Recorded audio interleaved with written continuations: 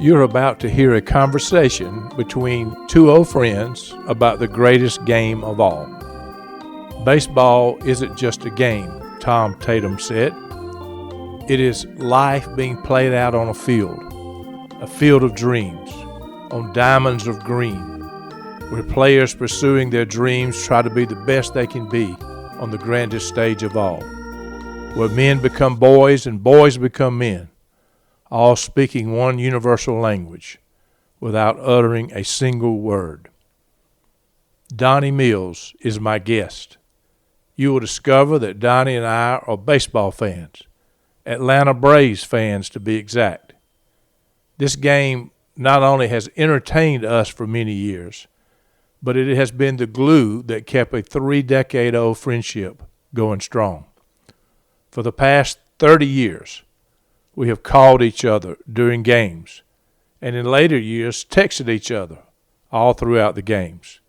Did you see how far he hit that ball? Time to get busy if we're going to pull this off. That was a great play. Our almost nightly conversations have strayed from baseball. We pretty much cover life in general. Baseball is a long season of ups and downs, 162 games to be exact. There are highs and lows that drive us baseball fans crazy in the moment. But when we look back, it's not the highs and lows we remember much. It's just the beauty of the game, just like life. Baseball has a way of bringing people together, as does other sports. When cheering for your team, there's no division in the crowd based on politics, religion, race, or ethnicity. Everyone is on the same page, pulling in the same direction. Lord knows we could use a little of that these days. Roger Hornsby said, "People ask me what I do in the winter when there's no baseball. I tell you what I do. I stare out the window and wait for spring." It's baseball, and it brings us all together. Viewing life from a hearse, it could be worse. Laugh, think, and cry with the country undertaker. This is Bruce Goddard, and this is the View from a Hearse podcast. Thank you for joining me again today. I've got with me my longtime friend and buddy, Donnie Mills. If I had recorded every conversation we've had in our lives, we would be here for a while, wouldn't we, Donnie? I mean, we talk all the time. He's one of those guys, and we're going to talk about it, of how we met and all that. But for years, have talked during Braves games. We started by talking, and then we started texting each other, but we're in constant communication when the Braves are playing, and a lot of times after that. But we've been friends for over 30 years, Donnie, I think, and why don't we just talk about how we met and how all this started first. Thank you for doing this, by the way. Sure. Yeah, we met out at Benevolence Church, where Mac, your brother, was preaching. I was invited to come out there, and I took one visit, and my life changed, and for the better. And that was some crazy people out there. Me being the chief one, right? Yes, you and Mac, and wow, I tell you what, it's been a blessing just being in your life and others out there. That to this day we're still, involved in each other's lives. Yeah, that was a unique place. We had a little country church way out in the middle of nowhere. People from all walks of life came from 3 or 4 different towns and 3 different counties. We had a crowd out there. You had from the president of the bank to the person that had little or nothing, and everybody got along. It was a unique time, and you were a big part of that for me. But we had some funny things happen even out there. But some point in that, we started playing softball. I remember that. But you're a softball player. You're a ball player from way back. Just talk about that a little bit, Donnie. Well, I played more ball than I should have. I was telling someone the other day, I said, my dad tried to teach me how to do things around the house, and I picked up a few things, but now I regret playing ball and not listening to him more, because I was playing ball in 3 different teams at one time, and I mean, that's all I did was eat, sleep, and play ball. And I enjoyed it. I loved it. Absolutely.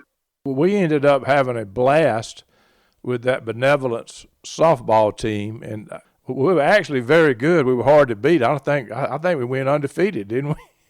Well, we had strong pitching. Yeah, right. Because of me, right? That's right. Yeah, right. It's hilarious. Yeah, I was a pitcher. That was fun, but Donnie could cover the outfield. We had several people out there that could catch the ball. Donnie was fast. He could run. He can't do that anymore. He was a baller, that is for sure.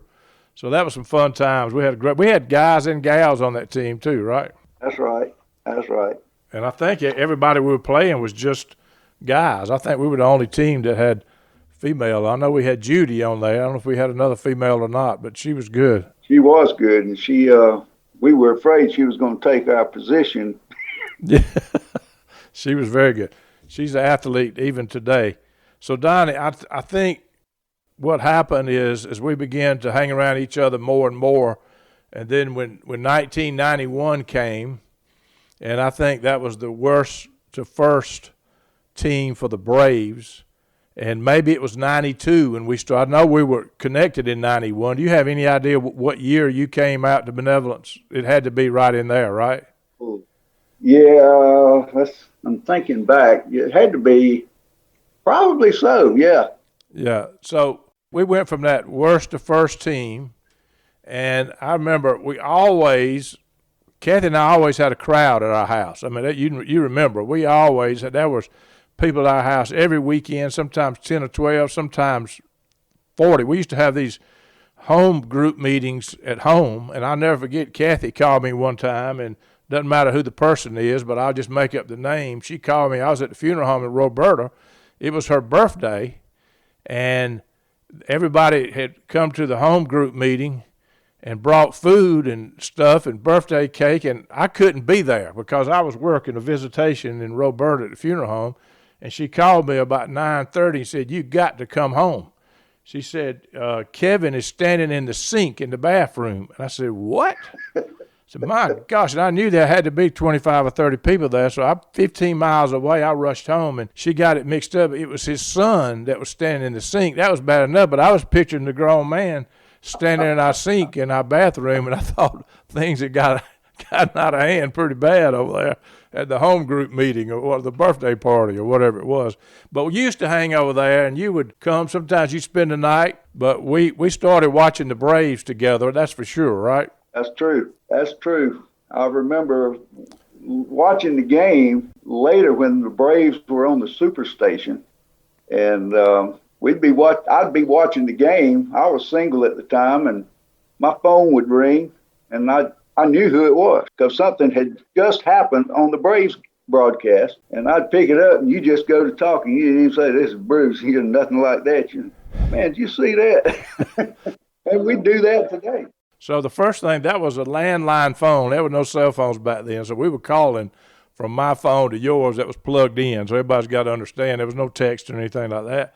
But my mama used to do that to me. I would be in the bed asleep, and Mama would call me and wake me up at 2 o'clock in the morning, Braves on the West Coast, and I would answer the phone. "Did you see that?" I said, "Mama, I'm asleep in the bed. I didn't see that." So how did you get to be a baseball fan to start with, Donnie? How did that come about? That started with my grandfather down near Albany, Georgia. I thought he was the next thing to God in my eyes. He had a boat, and he would take me fishing. And in the early days, you couldn't see the Braves on TV like we do today. Listen to them. You listen to them, exactly. We had a transistor radio, and we would take that in the boat and listen to the Braves. And listening to the game versus watching it, I think you learn to pay attention to a lot of detail to the game, the count, the balls and strikes and the outs. Everything makes for the game. And I think that's why I love it so much, because a lot of people will say, baseball is just too boring. And I say, man, I think to myself, you're just missing it. Yeah. Because there's so much involved. When it looks like nothing's going on, there's a lot going on. It is. When I was a kid, I started playing Little League baseball. We had this league formed in Reynolds, and that was the main sport. I mean, I played basketball, and I got pretty good at that later, but baseball was what we played. And we had the game of the week on TV, and Dizzy Dean and Pee Wee Reese would call them. Yankees were on about every week. I was a big Yankees fan, but these guys, Mickey Mantle and Maris and all these people, Bill Schuyler, and they were heroes to me. And I have loved baseball, and it's interesting. You said it exactly the way it is. A lot of people think baseball is the most boring game in the world, but it is so much going on in a baseball game. There's so much strategy. There's so much thinking. It's the best game to watch there is, to me, for sure. Yeah, Bruce, you was talking about the game of the week. That was the name of the broadcast, but it literally was the game of the week. It was the only game of the week that was on TV. That's right. And it was the Dodgers, Yankees, and Cardinals. Hardly ever did you see the Braves. So, we did. We listened to them on the radio. And then when the Superstation came along, man, that changed everything for us. And they were popular all over the country. There were people watching the Braves. They had fans everywhere. Yeah. I remember at my first house, I had a guy come out and put on the top of my house now, like a 60-foot pole with this huge, gigantic antenna so I could get the Braves games from Atlanta. I had to get up high enough to pick up the signal with that big old antenna. The antenna was about as big as the house. Yeah, people don't realize that. You remember the first game you went to, first professional game? I don't remember this specifically, but I remember going to Fulton County Stadium many, many times. And you and I went a few times ourselves now. Do you know that, right? Oh, yes, absolutely. But I remember getting off from work at Bluebird at 5:30 in the afternoon and racing to Atlanta. No ticket, pull up in the parking lot, walk up to the stadium, and buying the best seat available. Right. And one night I sat right behind the plate, and this was in the first tenure of Bobby Cox. I remember him walking over. He looked like he was coming to talk to me. And I thought, what in the world is Bobby doing coming over here? And he walked over to the fence behind the plate, and his wife was sitting behind me. And he had a conversation with her about what car she drove to the game. It was just a crazy different time. Bobby Cox was a longtime manager of the Braves, and he was incredible. He's still alive. He had a stroke, but he brought the Braves to prominence, that is for sure, in the 90s. Yes. He changed everything. So I remember in 1966, I'm a little bit older than you, but I remember going in 66 when the Braves moved to Atlanta from Milwaukee and just being so blown away sitting there seeing these people that I've been collecting baseball cards my whole life. And then I went to, I was there when Hank Aaron broke Babe Ruth's record. I was at the game. I was in college, and I was out in the outfield. That was a moment I'll never forget. That was another moment that we'll talk about in a little bit that you and I were there together that we'll never forget. It was one of the best moments in Braves history. We were sitting in the stadium. But I remember just being so awed by being in front of those people that I had been collecting these cards. I knew what all of them looked like. Yep. I knew most of them batting average. And to be in that stadium was absolutely incredible. Then fast forward, 1991, when we went from worst to first, we got in a series against the Twins. And we got beat, went 7 games. But I was at that World Series in Atlanta. And when I was growing up, our teachers would bring a TV into the classroom in the afternoon, and we would watch the World Series at school. It was that big of a deal. I mean, that's what we did. I mean, they would bring in a TV, and we would do our work in the morning, and in the afternoon, we'd watch the ball game till the bell rang, and we would dismiss. So it was not a good picture. It was like most of the time black and white, and You had to look to see it. But so I remember in 1991, I had these tickets that I went in with several families and got them, season tickets, where I divided them, 4 or 5 ways. But I remember sitting there and being at a World Series, and Kathy, my wife, was with me. She didn't appreciate the moment, and I was about to cry, thinking I'm sitting, and all of a sudden these guys, I looked up, and Lou Brock, who was famous base stealer from St. Louis Cardinals, he'd retired, but he walked down right next to me, and I mean, that was unbelievable moment. You have to be a baseball fan to understand this stuff, but baseball is like an amazing a movie game. Star. Yeah. I also remember, Donnie, that Luke, my youngest son, and I went to the Baseball Hall of Fame to see Cox and Maddox and Glavine get inducted, and there were a lot of others, but I'm going to tell you, that was a moment I'll never forget. So I'm a baseball fan for sure. You're a baseball fan. Luke told me he went to Cooperstown that day as a Braves fan. He came back as a baseball fan, and I think that's really what happened. Interesting, now since I've retired, Donnie, I've got Kathy has become a Braves fan. Sometimes she'd go in the bedroom to bed before I come in. I'm watching the game in the den, and I hear her holler because that TV may be a little ahead of mine because we stream these things. And she's screaming at the TV watching the Braves. So she became a Braves fan by default, I think, because she didn't have a choice living in my house. Kind of like Sean, right? That's right. Who is your favorite baseball player of all time? Who do you think is the best baseball player that ever played? That's Braves or anybody, whoever you want. Who do you think is the best player that ever lived? I'll tell you, the guy that comes to mind is Pete Rose. Yep. I admired, they used to call him, what was it, Mr. Hustle or something? Yeah, Charlie Hustle. Charlie Hustle, yes. They said he'd run over his mother to get to home plate, and I believe he would have. Yeah. When he walked, when I say walked, when he had a base on balls, he ran as hard as he could to first base. He never walked to first base or trotted. He ran. He didn't take any time off during the game. Right. He was a ball player. He actually played in Macon, Georgia for the Macon Peaches. Right. That was a long time ago, but he has stories of, I actually got to meet him in Cooperstown when I was there. He's not in the Hall of Fame and probably will never be, although he's got the numbers by far to be in it. But because of whatever he does and says, or betting on baseball or whatever, I told him we were near Macon, and he started telling us a story about Macon when I just pulled up at the table to get his autograph. So he's got memories of being in Macon. That's crazy. It's hard to compare the best baseball players that ever lived because they were playing at different times. I think it's got to be harder now to hit in 2022 than it was in 1937. I think the better athletes, the ball's going much faster, there's much more movement on the ball. It's hard to compare just looking at stats. We've noticed a change in the last, 10 years.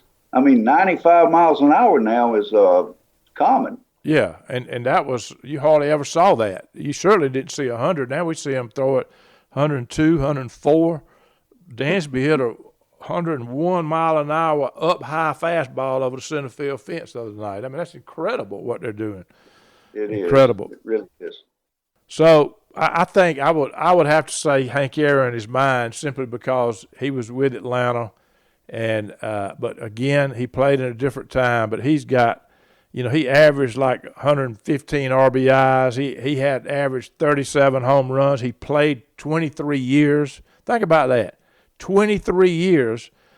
Chipper, for instance, played 18 or 19 years.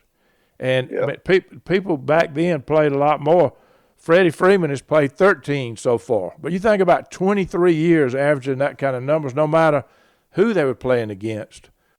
He was a heck of a ball player. He could throw it. He could run. He could play defense. He was right up in there. That is for sure. So one of the things about baseball and watching baseball, and we both have determined it ain't boring to us for sure, but a 162-game season is a long season, and there's a lot of ups and downs in a season, right? So we're recording this right today where the Braves have had a heck of a year. They're 3 games out of first place as of this morning, And when this airs, it'll be different, maybe. And we've lost 3 straight games. And when you look at that, you really have trouble going to sleep when you get to bed, when you lose a game like we lost last night to the Rockies that we should have beat. We had a lot of opportunities to do it. But we also know this is a long season, and there's up and downs. There's a lot of disappointments in a season. There's a lot of excitement in a season, right? That's what makes it so amazing. Don't you agree? That's exactly right. That's what makes it baseball. I remember Kathy saying, and this team is no good. We just beat them 13-0. I said, Kathy, they may beat us 13-0 tomorrow night. And that's what makes baseball so fun, right? That's what's so crazy about it, for sure. Absolutely. Yeah. You don't ever give up hope either. I mean, and at the beginning of the year, when everybody starts off fresh and new, everybody thinks their team's got a chance to win the World Series. I mean, deep in their hearts, they know it's different, but it's, man, that's something we look forward to in the spring of the year. And I know I'm crazy for sitting there for majority of those games. Yep. Win or lose. Yeah, me too. And the good thing about baseball, you can do something else while you're watching it. You can keep your eye on it and know what's going on because there's time between pitches, right? You can eat. Yeah, you can eat and drink coffee or your Coca-Cola. You know. Yeah. I'm pretty much right there. I don't want anybody on my peripheral to be bothering me during the game. You know. Yeah, I hear you. I enjoy thinking about what's going on. Yeah. So let me go back to what we were just saying. So not only is a season up and downs and highs and lows, but there's also highs and lows watching our team all these years. I mean, we've had some major disappointments. We've had some major exciting times, but as time goes on, you tend to forget both of that stuff. It's more about the game, right? I mean, you think about we went to the World Series. We lost in 7 games the first time we went there to the Twins. In 1993, 2 years later, we won 106 games, and we lost in the National League Championship Series to the Phillies 4-2. I mean, that was terrible. When you watch this stuff all year and you win 106 games. We had another year in 1998, we won 106 games, and we lost to San Diego in the World Series. So we've had several of these disappointments that'll rip your heart out, right? Yes, absolutely. Absolutely. When your season comes down to one pitch and one out, you know, and it could go either way, it's amazing the emotion that you go through, good or bad.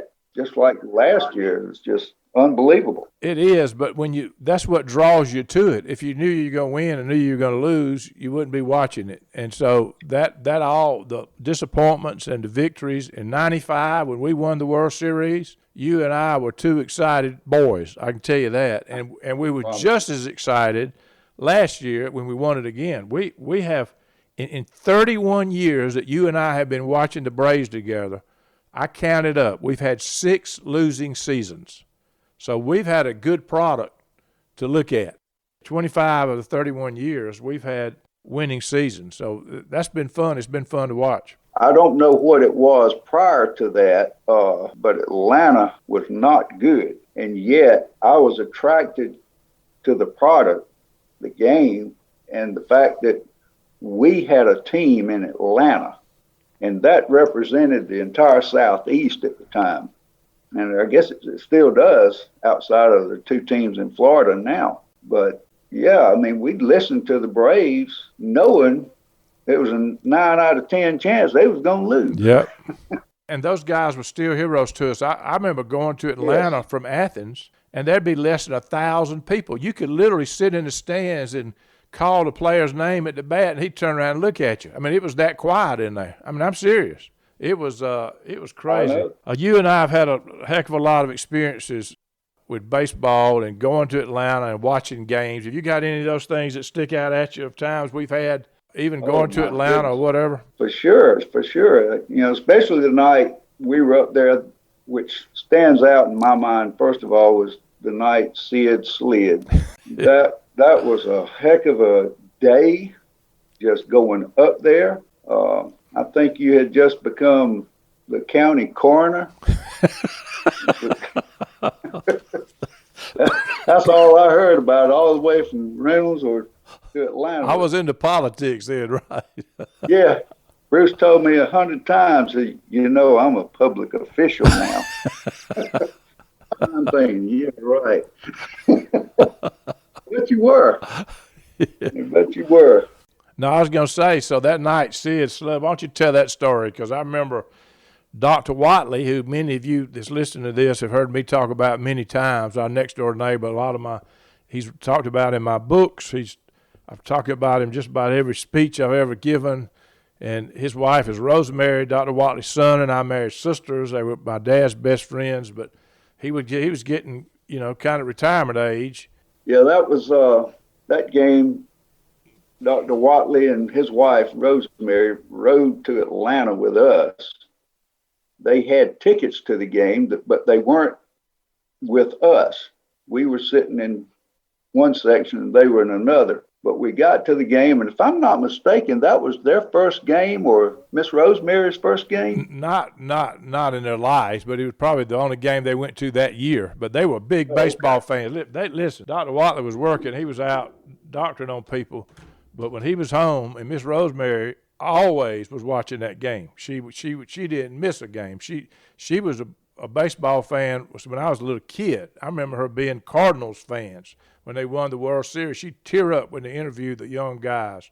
She was a big Braves fan. But anyway, go ahead. That was a fun night. Yeah, that evening, even on the trip up there, was full of excitement because it was a big game. And we got up there and got in the stadium. And as it was, we decided, well, we'd better go to the restroom before we go find our seats. So Bruce and I went in the men's restroom, and I think Dr. Watley too, I don't know, he was out there getting drinks or something. And we were standing there doing our business, and we kept hearing Miss Rosemary, and she kept getting louder and louder.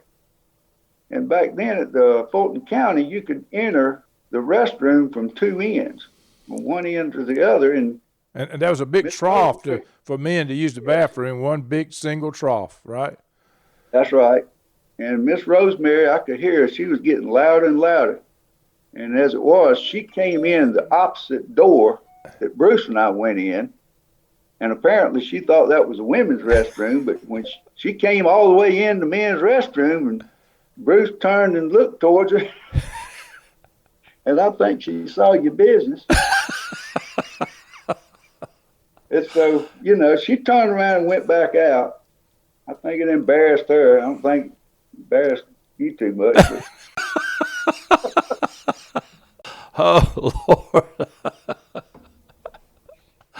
We had some time. So that game, by the way, if you remember, it was no scoring, and we had seen some people that I knew from Taylor County up there at the game, and nobody scored about the seventh inning. They started leaving. They left the game. You remember that? And it was like Yes. 0-0 or whatever, and it was just a pitching duel. It may have been 1-1 or whatever it was.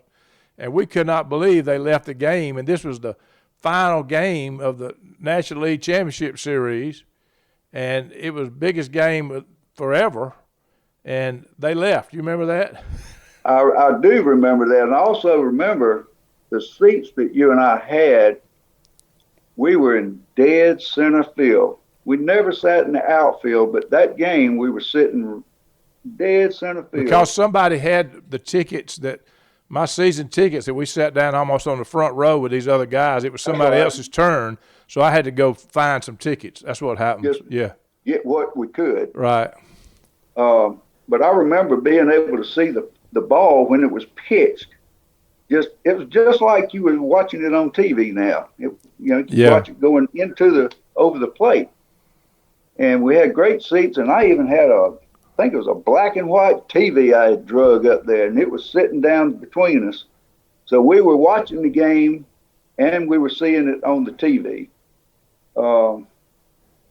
That was a crazy, crazy night.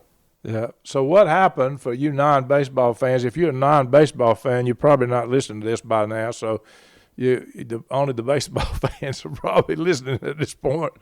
But Sid Bream was a first baseman. I actually played golf with him one time in a tournament, and I didn't play in the foursome with him, but I met him, and him and Smoltz were sponsoring something at Callaway Gardens. But he was slow. He was a great defensive first baseman. He could hit too, but he couldn't run. And what was the guy's name that hit the ball? Cabrera? Is that what his name was? Francisco Cabrera. Yeah, yep. And he hit a single, and it is one of the greatest sporting events that we've ever been to, and Skip Carey's call still rings in my ear. So I'm going to play it right now for you folks, and you can hear this call, and you can hear the excitement, and then Donnie and I will talk about how excited we were.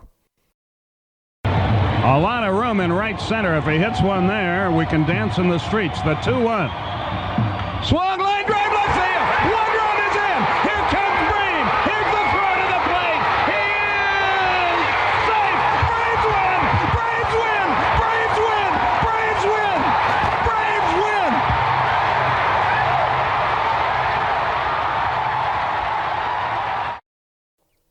When Sid came around, he was slow, like you said. I believe our friend David Williams could outrun him, and but he came around third and went in home. The ball came in, and he slid up under it. They called him safe. There's a lot of debate to this day whether he was safe or out, but they called him safe. Yeah, he was safe, and I'm a Braves fan. But what happened in the stands? We were going nuts, and I remember turning around and kissing. Yes. You remember that? I kissed a strange woman right slap in the mouth. You remember that? Yes. Yeah, you told me. You said you kiss any woman in this stadium right now, and it'll be all right.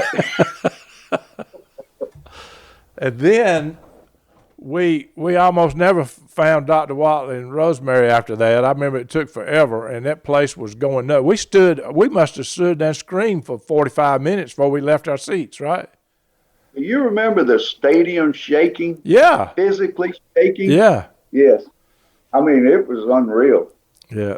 Unreal. And as high as we were, on the other side of that, the Pittsburgh fans had to be just as, a dagger to your heart. Oh, can you imagine? That was unbelievable. I don't have to imagine. None of us, I remember Miss Rosemary having no voice, Dr. Watley, we were all hoarse. They had been screaming just as loud as we did. How they found us or how we found them, I don't even remember. But we did, and I don't know what time we got home, but it was about 3 o'clock in the morning. It was late, and it didn't matter. I remember Donnie one time just made me think about it, carrying my 90-year-old cousin. She wanted to go to a Braves game, and I had a little Toyota. And I got in the car, and we went to the Braves game, and getting her down to where we sat was a job. Getting her back out, I needed a wheelbarrow to get her out of there. I mean, she was kind of big for 90 years old.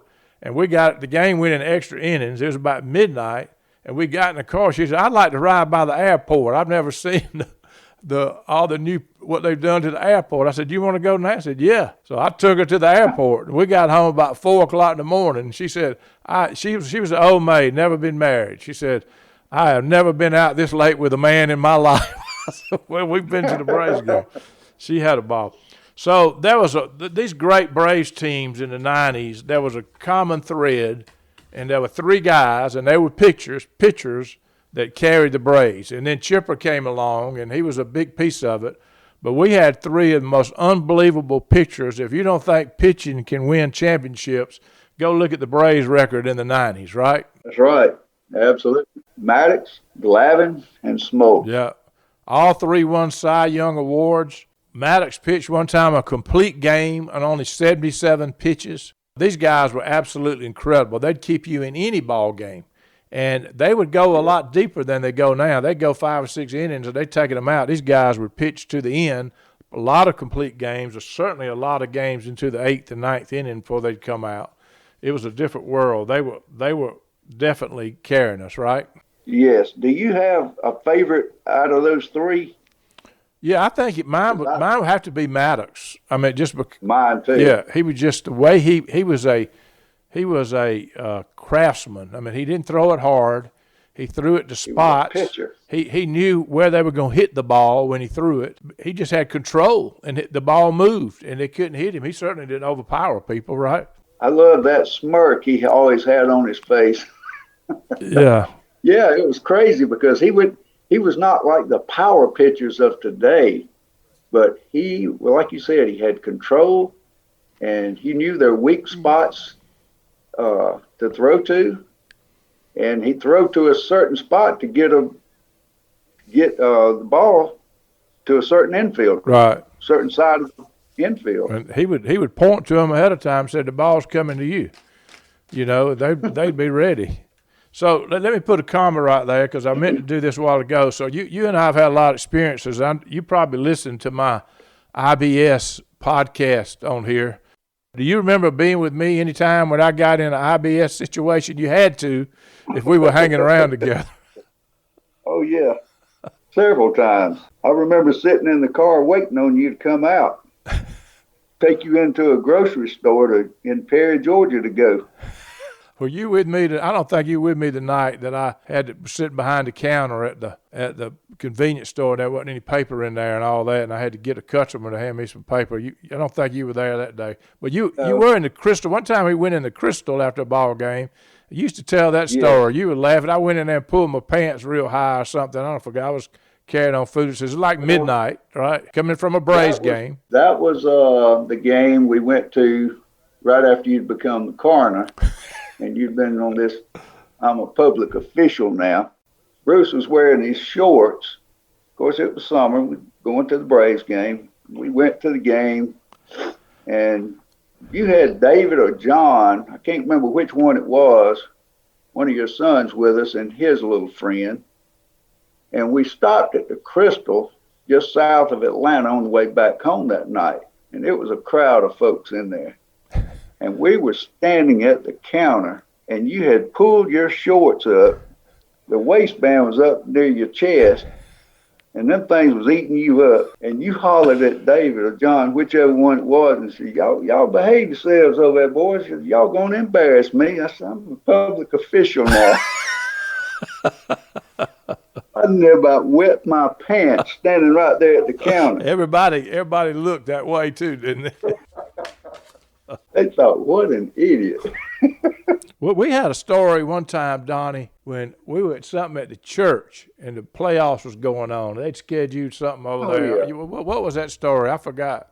We had a conference, and obviously we didn't have anything to do with planning the timing of this because it couldn't have been at a worse time.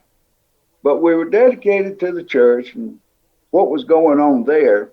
So Bruce and I were there, and it just so happened that the Braves, I can't believe this, that I was even there, but they were in the playoffs. And it was about the same time that the conference started that the Braves game started. And they started playing music in there at the conference, and we was both fidgety. We was ready to get up and go, just wondering about the Braves and, just hating the fact that we were missing it. And Bruce looked at me, and this big woman was up there on the stage playing the piano. And Bruce says, if she gets up and sings, we're out of here. We're going to go watch the game, right? We were going to leave and go watch the game. In other words, it's over. Oh, man. So we've had a lot of laughs in our life, and that is a fact. I mean, we have laughed out loud. I can't even think. I've been entertained by the fact that, back when you would call me or I'd call you, and if the game was on, I didn't even have to wonder who it was and just start talking about the game and what had happened. And then over the years, that turned into text. So we started texting each other, and we do that to this day. Now, that was one thing that I remember, and this was in 1994 and 1995, and I'll go back to a little bit of history of this too, but that's when the strike happened. And I got really irritated with baseball. I quit watching baseball, and it took me several years to start really getting back. I'd ease back into it, but I got very irritated with this whole deal. I don't know if I was mad with the owners or the players. It didn't matter, but they were all rich, and we were the fans that were suffering. And I know I've got friends right now that used to be great baseball fans that never look at baseball. They never watch a game because of that strike. They never got over it, and it irritated me. You got over it quicker than I did. I remember that, Yeah. but I went for a while. Well, I quit watching it, and then only every now and then. So it's only really in recent years that I've started really watching every game again, especially since I retired. At the end of last year when we won the World Series, you and Sean came over the house. We watched one of the games on the back porch in Warner Robins. So let's talk about last year, how in the heck we did that. We were like 500, and this team just caught on fire, and they brought in these extra players. Acuna got hurt. It was just a storybook for all the disappointments we've had since 1995 and before that, when we last won the World Series. That was pretty sweet last year, wasn't it? It was. And there were a lot of hurdles that the Braves had to get over. Like you say, and Acuna got hurt. And I remember during the playoffs, in the World Series, I believe, when Morton broke his leg. Yep. Pitched with it, broken leg, yeah. He pitched with it and eventually had to come out of the game and ended his season. And there was thoughts then. I said, man, we already kind of short on pitching, but yeah, they put it together. And you hear people talking about getting hot at the right time.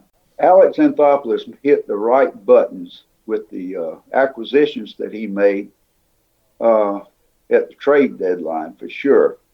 And it was, I remember thinking, yeah, I know those guys, but none of those people that he brought in were big, make a difference type of acquisitions. But as a group, man, it was unbelievable because, like you said, we were a 500 team for the majority of the season. And, the big picture for us is we've been through such a long history with them, and we've been such fans of baseball and the Braves. Through all that, we only experienced one World Series victory. And although we were in it a bunch of times, or should have been in it a bunch of more times than that, and to finally win it when we were least expecting it was pretty cool stuff. Out to Dansby. Dansby throws to first base. Is this happening? It is! The Atlanta Braves are world champions! The Atlanta Braves have won the 2021 World Series in 6 games over the Houston Astros. Pure euphoria down on the field as they're bouncing all over the infield and in the booth. Donnie, you remember when Soler hit the balls over the railroad track out there and into the parking lot of the hotel? Bruce, that home run to me, out of all the years of watching baseball, meant it was up there with the home run that Aaron hit, to go ahead of Babe Ruth. That was significant. It really was. But when Soler hit that home run in Houston, it didn't just go into the stands. It went out of the stadium. High fly ball to left and goodbye. Soler with a monster blast into left, and the Braves lead 3-0 here in the third. Too many breaking balls, Joe. He was timing them up, and he got one that not even the train tracks could hold. Jorge Soler. And I knew when he swung the bat, it was just like all of that disappointment that we had suffered throughout the years was released right then. And it was almost like we all of a sudden, the light turned on. We about to win this thing. We about to be world champion. It became reality. Yeah.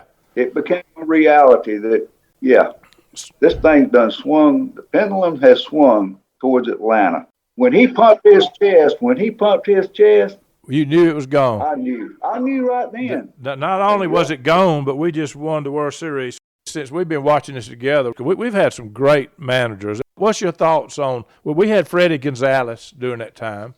So we went from Cox to Freddie Gonzalez to Snicker. What's your thoughts on the Braves managers? Rank them. Oh, wow. Cox has got to be right there. I mean, and the Snicker story is also a good one.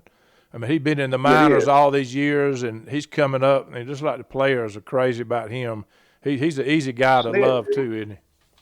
Yeah, Snicker, he paid his dues. He managed in all the minor league towns, and most guys probably would have retired, but he hung in there. And I was afraid that when they were trying to decide who to hire as the manager, that he was going to get overlooked, because there was some.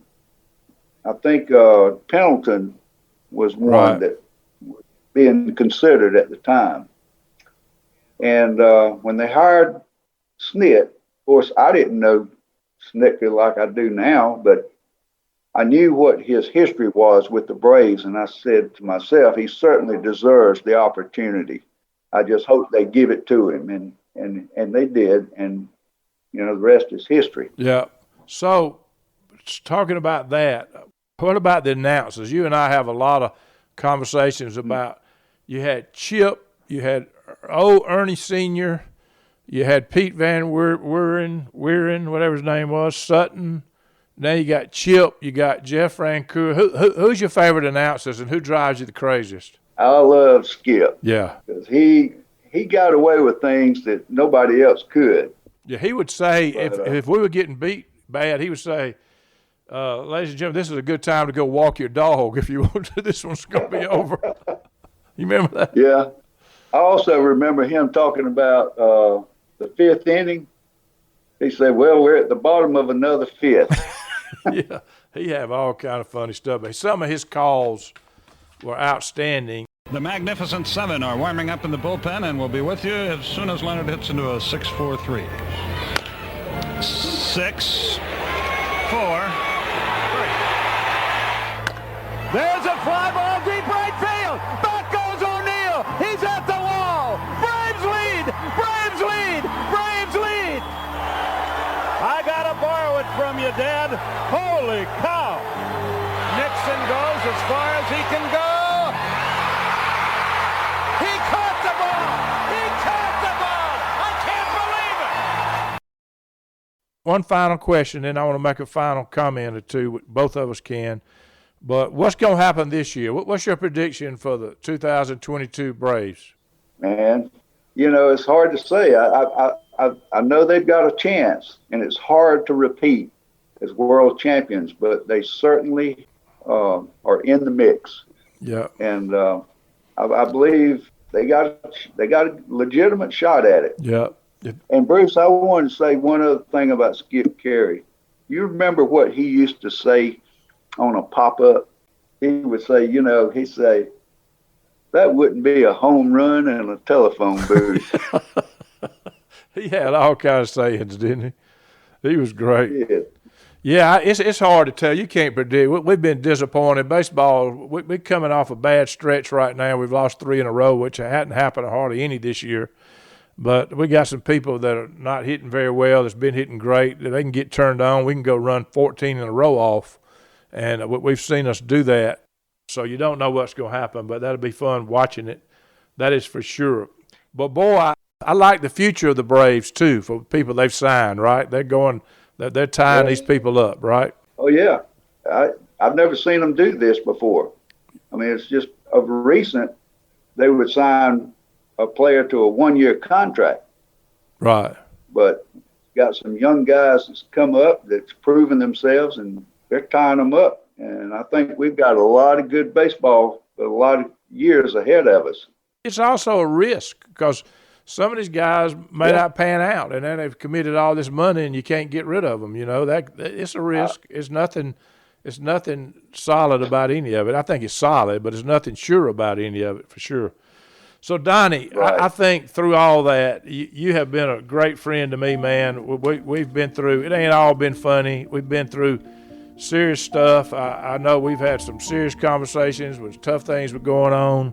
You've been a great friend, and when it's all said and done, that's what baseball does, is bring friends together, and it spills over into all parts of our relationship and our friendship.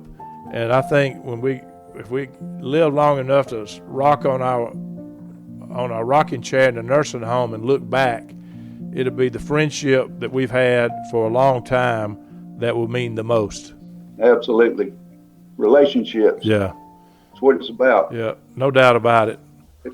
One thing I'm just sitting here having this conversation with you and thinking back, and remembering going to games at Fulton County where Aaron hit his home run and seeing Ted Turner, the owner of the Braves, coming down through the stands in flip-flops, talking to fans and, just being a part of it, not sitting up in his booth, but coming down and sitting in the stands with the fans. To where we're at today, I mean, it's incredible how things have changed. And Louis Grizzard said one time that he heard somebody that went by the Braves Stadium and said the parking lot was full. And he said, what in the world's going on? Somebody said, well, there was a tractor pull. That has changed, hasn't it? It has changed. Yeah. It has changed now. I mean, it's hard to get a ticket now. Yeah. The other thing that baseball and other sports do that people miss, we live in a divided country. And it's divided in politics, it's divided by religion, it's divided by your race, your gender. I mean, I've never in my life seen such a divided country. When you're sitting in the stands, everybody's pulling for the same thing. Everybody's cheering the same team. People that with different beliefs are high-fiving each other. It is probably sports in general, whether it's baseball, football, or whatever you're watching, is probably one of the best things going on in our world right now. And it's always been that way, but it's never been as important as it is now. It doesn't matter the color of your skin or where you're from. If you're a Braves fan, you're in it together. And for 1 or 3 hours or whatever it is, all the people there are your best friends. And boy, we can learn from that. Absolutely. That's what was so disappointing to me last year when the commissioner took the All-Star game from Atlanta for political reasons. Right. And that should have never happened. Right. It never happened. All right, my friend, this has been fun. Thank you for doing this, Donnie. I'm glad that we're recording this for our kids and grandkids to listen to one day. If they don't hear anything else, they will say, these guys loved baseball and they watched a lot of baseball. And again, how many conversations have we had? How many text messages we had about that was a stupid play, or that was a great play, or we need a double play, or we need a strikeout, or how did he make that call, or how did he miss that call? It has been a huge part of our lives. And for that reason, and there are other reasons, but for that reason alone, we'll be bonded forever. So thank you, my friend. Yes. You take care. Thank you. Thank you, Bruce. Viewing life from a hearse, it could be worse. Laugh, think, and cry with the country undertaker.